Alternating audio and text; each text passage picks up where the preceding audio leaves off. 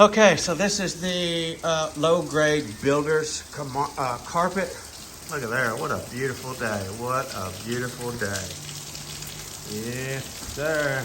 Ooh, look at those stickers. Somebody certified.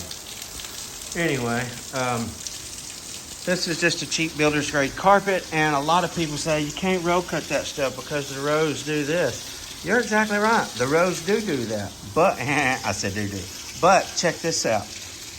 Anywhere that it's tight and it's going to have to be overlapped in order to close the gap, that's exactly what you want to do, okay? If I pulled my carpet apart like this, yeah, if it's coming in, go for it. If I pulled it apart to where only the fat or first places were touching where it was bowed out, you can see right here, this is overlapped, probably a 1/4 inch, maybe a little more.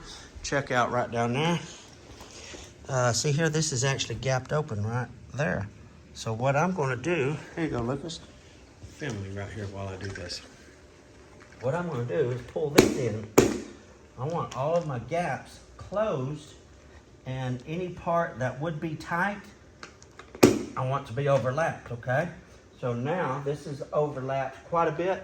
This is overlapped quite a bit. It's right again down on that end, and it's right up here on this end, okay? Let me double check that. Yes, so this end is perfect, and it already gets off right here. So as I'm working my seam, I'm gonna have to do this.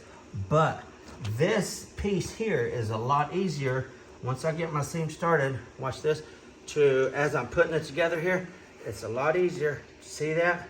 To do that right there and let this, push it with my hand and let it come right back together there. And it's gonna keep that bulge there because now the backings are touching, so it's not gonna come under. But what I'm getting at, it's a whole lot easier to push this wrinkle and open this gap up so these two can fall down flush rather than be overlapped than it is to, okay, now I have a gap here. Now I gotta pound this in to get my seam right. The glue's already melted, the glue's already hot, and it's touching the tape. Now I gotta pull this gap closed.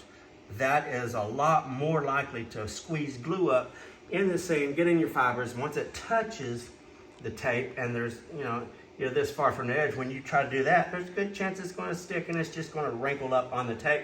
You're still gonna have a gap, more than likely. So what I'm getting at, if there is crookedness in your seam after it's row cut, make sure the gaps are pulled all the way in. Places that need to be overlapped, let them be overlapped. And when you get to that point in your seam, simply push them apart and then let it come back together nicely, okay?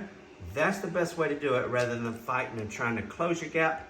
Push it apart and let it fall in there nicely. On the screen. Okay, I thought just since I told you that, I would let you see me do it. See, this is overlapped right here. This is already stuck together in the seam, okay? It's already ready to go. So what I'm gonna do, I'm just gonna take my knee kicker right there, watch that, and push this back, and I'm gonna rub it with my hand right there, okay? That's gonna allow both those backings to fall down in there beautifully.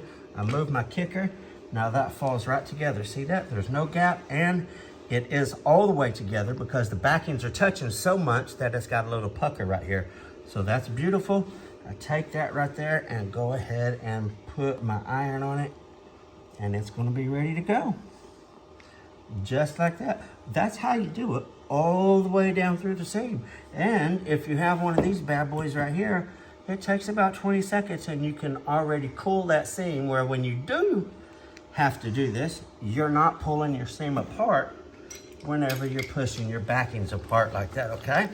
So, invest in the right tools and it's gonna be so much easier on you. So much easier.